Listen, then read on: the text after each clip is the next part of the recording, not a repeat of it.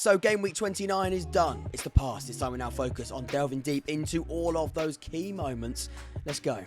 That's right, it's that time of the week again. Let me know in the comment section down below. How do you feel about your team's weekend performance? Let me know. I'll be replying and responding to all of those as per usual. As always, if you do find value from the content, believe it or not, sometimes we try and teach people new things. It's not always, not every week, but we try. Leave a like and subscribe too. On the road to 7,000. Let's begin with the first game at Bristol Rovers as they hosted Oxford United.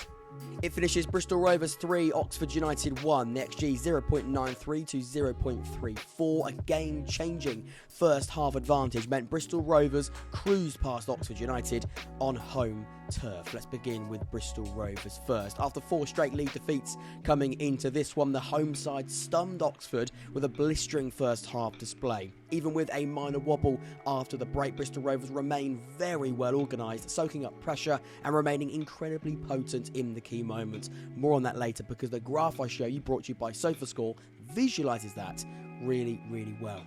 With help from some fantastic individual performances, again, more on that later, delving deep into the individuals that make Bristol Rovers click at the moment, Matt Taylor's side earned a deserving first 3 points of 2024. As for Oxford United, that first 45 was dismal, and the reason why we lose this game, it was very, very concerning. A reactive second half display did sprinkle some encouragement, but no side with any aspiration of a playoff finish can start a game of football with such little, and I'd say pathetic intent. Lack of cohesion, disjointed style, a careless, cheap way of defending, whatever the issue, things need to improve, and quick. Let's touch on the graph here, brought to you by SofaScore. I spoke earlier about Bristol Rovers being potent in the key moments. The graph, I think, visualises this fantastically well. And total credit to Bristol Rovers. That first half was relentless. And as much as that first half cost Oxford the result, it won Bristol Rovers the game. In fact, over the course of the match, Rovers scored from 3 out of their 4 moments of dominance, utterly clinical and brave enough to attack with full conviction. As for Oxford, we did react after the break, but it was all too little too late. You can't expect to get anything from any game when you play as disconnected and collectively as bad as Oxford did from the first whistle. It is the harsh truth that Bristol Rovers, they smelt blood and took chances and pounced on mistakes that Oxford were gifting them in the early stages of this game. Now, I'm not going to hide away from the big topic, and we'll come back to Bristol Rovers and the individual quality that they showed. But the question amongst Oxford fans at the moment is, how much is Des Buckingham to blame? Not just for this game, but also for the games in recent weeks where we are progressively getting worse. That's what it's showing us statistically and on the eye. It is a worse Oxford United showing week on week. There have been glimmers of hope, and we are seeing glimmers of promise every now and again, but it's not being done on a consistent basis. And that first half yesterday against Bristol Rovers was the worst yet. However, it's also about striking a balance between criticising a manager, criticising somebody who has just been recently appointed, and going over the top and going too far with it. Des Buckingham will not and should not be sacked. Oxford spent a lot of money, a large compensation fee, on bringing Des Buckingham to the football club, and ultimately they're not going to sack him this early, and nor they should, because it is a long-term project. It's not nice, and when that long-term project doesn't seem like it's working, and when we're having a bit of a downer in what hopefully was going to be a always upward trajectory, it's not a nice feeling, 100%, and we're all feeling that too. But there are some people I think are going too far with it. Also, having said that, Des Buckingham has made some mistakes, and we're going to point them out, and we're going to talk about them with a sense of maturity, but hopefully in a clear, simplified manner too. I also think it's really important to say this team is underachieving, and it's even more frustrating, and the frustrations I think are heightened because we have witnessed this group of players playing better than they are, comfortably better than what they're showing right now. Now, maybe that was under another manager, but this is still the same group of players. We have been affected by injuries. However, as I'm going to show you in just a second, a lot of the players that played yesterday were playing when things were looking much brighter, and that isn't acceptable. For me, the best way of delving deep into the issues is by taking a look at the Oxford United average positions from the match yesterday. You can see them on the screen now. While you look at those, all we hear about is the width and using the wide areas as our main source of threat. But tactically and with our setup, I think we are so far away from that. And it's no secret that we are a long way away from the way that Des Buckingham ideally would want his side to play. However, in the first half, and those positions are mainly looking at the first half before Tyler Bury came on at 45 minutes, we are not set up in a way that can be effective from using the wide areas. To visualise this further, I have brought our average positions over to a interactive tactics board that I can move around and explain as we go. So here they are on the tactical board here. Now the first thing that strikes me is how narrow this team is. We're trying to play a wide orientated style with so much narrowness within this team. Now, like I said, it does improve in the second half, but one substitution does widen this game up. I'm sure you'll be able to see it on that right-hand side representing our subs bench, or our used subs bench, other than Gatling O'Donker, who did come on with a few minutes to go. But again, let's come back to how we're setting up in that opening 45. And a reason why we struggled is our inability to control the games in the middle of the pitch. And how is that possible when you've got so many players in the middle of the pitch? And that's because I think there is so much tactical confusion within these players. We are being overrun with this 3-4-3. We're getting comfortably beaten in that 3-4-3, especially in the midfield. And it's a cliche in football. Games are won and lost in the midfield. It's a battle in there, and a battlefield that ultimately will lead in success if you earn the right to play. And right now, Oxford aren't earning the right to play. They're losing those battles comfortably. And there's conversations over another midfielder that should be brought in, and maybe a different profile of midfielder. I don't think that's going to happen, I'll be honest. I think it should, but that doesn't seem to be the priority. However, with a 3-4-3, we're being forced to play so narrow, but we're still being overrun in this compact way. And we can't stretch the game, we can't stretch the play, because everybody is so on top of each other and confused as to what they're trying to do in each area. Now, again, Rodriguez is far too deep. We need to see him in zone 14 in this creation zone here. Goodrum, fine, be inverted, but with no outlet on the left-hand side, you've got, really just inverted attacking midfielders, and you've got Gregley and Stevens, who are the only options out wide, but when they're pinned back, you've got nothing. Now, maybe in possession, Lee and Stevens can find themselves in the blue box here, representing our dangerous wide areas. However, on the turnover, and when we do get caught up on the turnover, they can't be always in that position, obviously. But also, I think our threat from counter-attacks has been limited too. We don't have that pace to run in behind. Stanley Mills would love operating out here, which, again, worked wonders. Goodrum, I understand, isn't an out-and-out winger. He's somebody that can play inverted. That's absolutely fine if you've got somebody who can play out here and can be that 1v1 direct athletic carrier of the ball. We haven't got that at the moment. So this formation does not work with the current group of players. And the frustration that I've got is, with a player that did come on, we could have started, I think, with a 4 at the back formation. And to go forward on Tuesday against Pompey, it's going to be a very difficult game. It's going to be an extremely difficult game. One team on the up, one team sort of tumbling down, let's be frank. We've got to move back to a back 4 like we did in that second half. Bring off Negru, bring on Bury. And again, I think McEachran, you can play McEachran and Brannigan as a double pivot. It's not as good as McGuane and Brannigan as a double pivot, so you'd expect with him being rotated. I'm not against rotation, it's got to happen, but I think on Tuesday we're going to come back to a double pivot of those two there. Keep like that. I think Brown's still going to be out with Long's still going to be out with concussion, so Stevens might have to still stay at right back in a back 4, which I'm not overly comfortable about. I think he is far better as a wing back, even though in recent weeks that hasn't quite been shown. Ruben can be operating back at number 10, and Goodrum can stay inverted because you've got Bury who can operate this area there. And then also as well, you can get overload with Lee if you need to.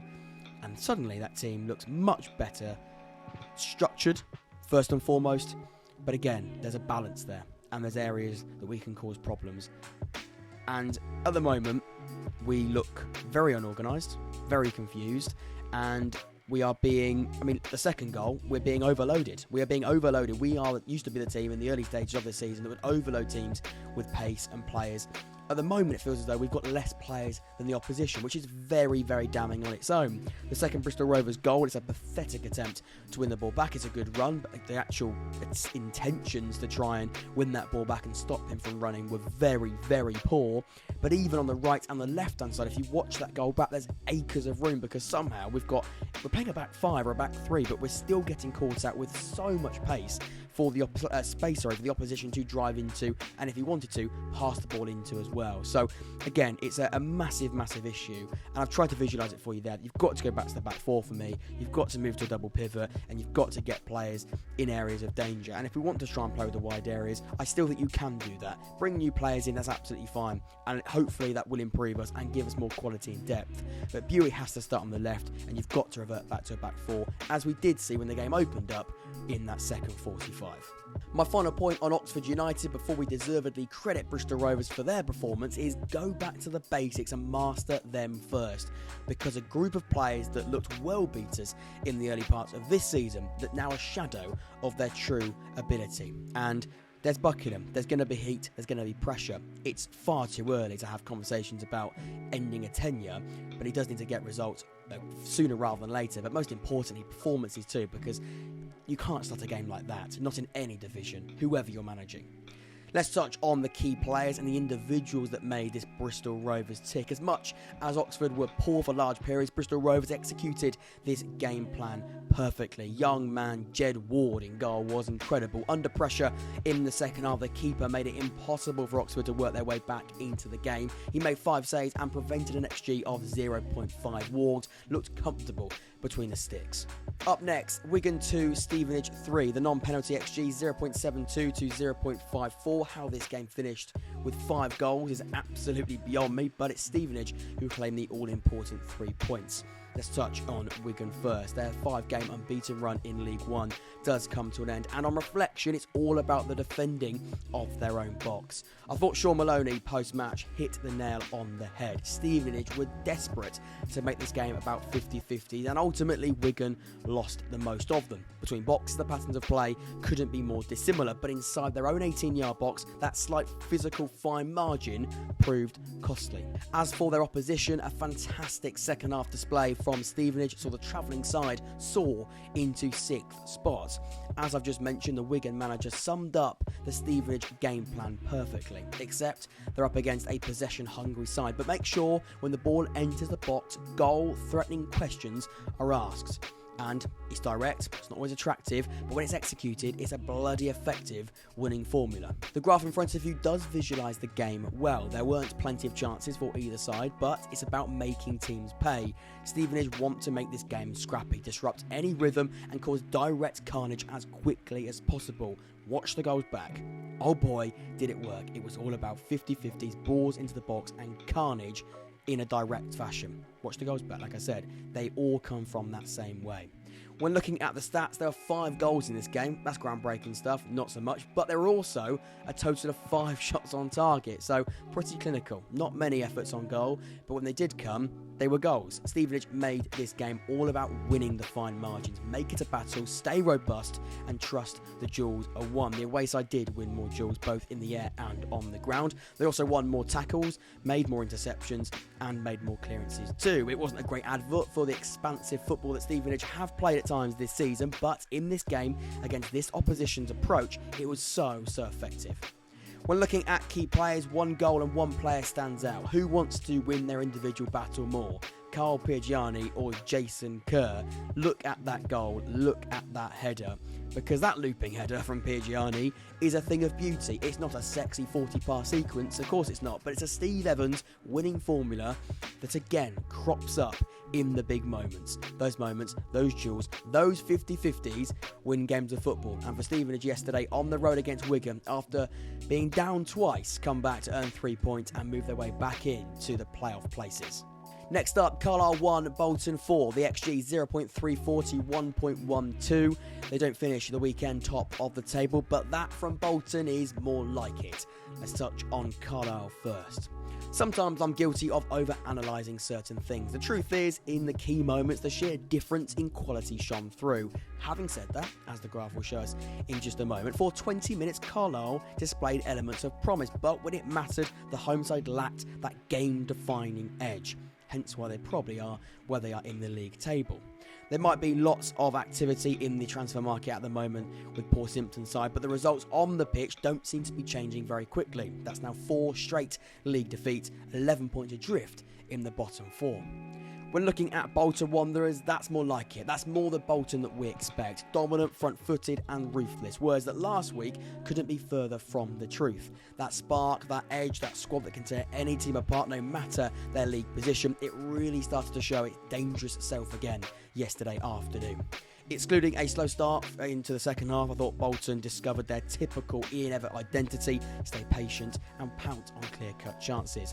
They might have been top for 55 minutes or so, give or take, but that win does move them back into the automatic promotion places, of course where Bolton want to be, at least come the end of the season. When looking at the graph in front of you, the opening 45 was the Bolton that's been slightly patchy maybe at times during the season, but yesterday that was not the case. It was controlled, full of purpose, with fantastic output. It really could have been more than 2 at the break. As mentioned in the introduction, Carlisle started to find their feet in the opening stages of the second 45, putting some pressure on Bolton and scoring a deserving goal. But we're speaking about finding different gears and teams, and the better teams finding those different and better gears quickly and in those key points. With 15 minutes to go, Bolton, they put this game to bed. When looking at the stats, I mentioned earlier about effective, purposeful attacking play, and I think maybe in certain games over the last few seasons, and I think certain games over a long period of time, because Bolton, they're second in the table and for the most part have been phenomenal. Maybe that intricate, possession-hungry football has caused a passive feel to build up, maybe even within games of football, not just whole 90 minutes. Instead of creating effective output, an extra pass may have broken down a move. Yesterday, it wasn't that. It was slick and at times totally undefendable. The away side dominated 62% of the ball but had 17 shots and almost tripled their opposition's expected goals. Evatt said it after the game himself. That first half was more of the Bolton that's been crafted, and that's tactically and through recruitment, over a long period of time. You could tell by the smile on his face he was proud of a side that was definitely more of his identity for sure. When looking at key players in a second, I'm going to speak about the importance of wingbacks within Evatt's team. But first, let's focus on the individuals that made it all tick. Let's start with somebody who might not steal the headlines, but I thought was equally as phenomenal. Josh Sheehan was a secret master at work yesterday, subtly the engine of a well-oiled machine. Take a look at his personal heat map. The bloke was everywhere, controlling all Bolton proceedings in the middle. He'd receive the ball from the centre-backs and carry the ball into the path of the advancing players time and time again. Over the 90 minutes, he accumulated 1 assist, a 93% pass accuracy, 3 big chances created, and a whopping 11 passes into the final third. But of course, there was also somebody else who was pretty good too. Ashworth was great, scoring and assisting during the 90. He also accumulated the same number of chances, 3 over the course of the match, 6 passes into the final third, and a 100% successful tackle rate. Going forward, when needed defensively, he didn't put a foot wrong. When looking at the average positions, and we're going to talk about the importance of the wing-backs in this Bolton Wanderers team. It's not a massive point because we've spoken about it quite a few times, it's well known, but when looking at the positions and the average positions, it is extremely clear. It's a massive indicator as to how important the advancing wing-backs are for Bolton. With the use of wider centre-backs, they can split, allowing the wing-backs to provide all of the width. This then naturally creates another overload with 5 players centrally to transition, create and finish. It sounds so easy and it's not, but ultimately that's the real Bolton Wanderers, outnumbering, dominating and then ultimately providing great numbers of output. The final game in real detail: Port Vale 0, Portsmouth 1, the non-penalty XG 0.18 to 1.22. It's back-to-back 1-0 wins for Portsmouth, who convert a last-minute penalty to remain top spot. Let's begin with Port Vale first. I imagine Port Vale fans will feel quite confused on reflection because they hung on, probably expected to concede a few times before they did, but when they did, it was a controversial penalty that they'll argue wasn't a penalty. So what's the feeling? The performance itself was poor, but that defensive orientated approach nearly got a point against the league leaders, but they still deserve to lose. So now I'm confused. I'm not quite sure how you reflect on it. While you think about that, let's touch on Pompey. Let's call a spade a spade. Whether that penalty was a penalty or not, I'm not sure. He's made the most of it. Pompey should have won this game, and this should have been out of sight much earlier than it was. Between boxes, it was Pompey versus Bolton kind of Pompey. It was slick, creative and controlled. They pinned Port Vale back throughout, creating multiple opportunities, some better finishing, and this game is extremely comfortable. When looking at the graph in front of you, this is going to provide some happy Pompey memories, I can imagine, of the early stages of the season. It's not just control, but also full of creative intent. It's not passive and frustrating. It's forward penetration that ultimately should have seen more goals. When looking at the stats, we've seen teams this season be effective with limited amounts of the ball. For Port Vale yesterday, that was definitely not the case. The home side conceded 64% possession and failed to register a single shot on target over the course of the 90. Now, conceding that much of the ball against a side like Pompey is fine, but with no outball and no ways to hurt the opposition, it's a ticking time bomb and eventually you're going to concede. With a 54% pass accuracy, which is nearly 1 in 2 passes going to its intended target, Port Vale made it difficult for themselves to transition out of a defensive setup. There were no forward passes or patterns of play whatsoever. In fact, the Vale midfield attempted 8 passes into the final third. For context, midfielder Joe Morrell for Pompey completed more on his own. When looking at the stats from an alternative angle, as much as Port Vale were poor, Portsmouth looked much closer to their best. The scoreline won't scream convincing, but as we've already done, when you delve deeper, this probably will go down as one of the most assured 1-0 wins you'll see. 3 big chances, 20 shots, and even without the penalty, an expected goals of 1.2. When looking at key players, I've got a special video coming out soon about a certain Pompey incoming. But let's focus on Miles Pearce-Harris, who started this one, because there are plenty of encouraging signs. It's one game, let's not go overboard, but it was promising, to say the least. He might not be the same profile as Alex Robertson, but his skill set could still be the difference. He's athletic, well-built, powerful, and deceivingly good at being a technician too. As his personal heat map shows, he loved progressing the ball from the centre down the left channel. His position created a great link-up play between Ogilvie, Lane and Bishop, filling that creative zone perfectly, and without Alex Robertson in recent weeks, I feel as though that position has been rather empty. Secondly to that, Lowry could return deeper and be a much better operator in a traditional number 6. Suddenly every Pompey position looks far more definitive. So distinctive, I'm terrified for Tuesday night, because at the start of this roundup I basically explained how any side could pick Oxford off at this moment in time. So let's go around the grounds. Barnsley 1, Exeter 2, a fantastic result for Exeter. A bit of a surprise there, Barnsley losing at home to relegation fighters Exeter. Blackpool 1, Charlton 1, the first game without Michael Appleton in the Charlton dugout. Bristol Rovers 3, Oxford United 1, Cambridge 0, Burton 0, Carlisle 1, Bolton 4, Derby 2, Cheltenham 1, Lincoln 0, Peterborough 2, Northampton 0, Shrewsbury 2, Port Vale 0, Pompey 1, Reading 1, Leyton Orient 1, Wigan 2, Stevenage 3, and Wycombe 2, Fleetwood 2. Wycombe were 2-0 down in that game and fought back to get a point. Thank you very much for watching. That is the end of this week's roundup. Let me know in the comment section down below how you reflect on your team's performance. Until next time, like and subscribe. I've been Jack. This has been the Jack Wood Football Podcast, and I will see you very, very soon. Take care.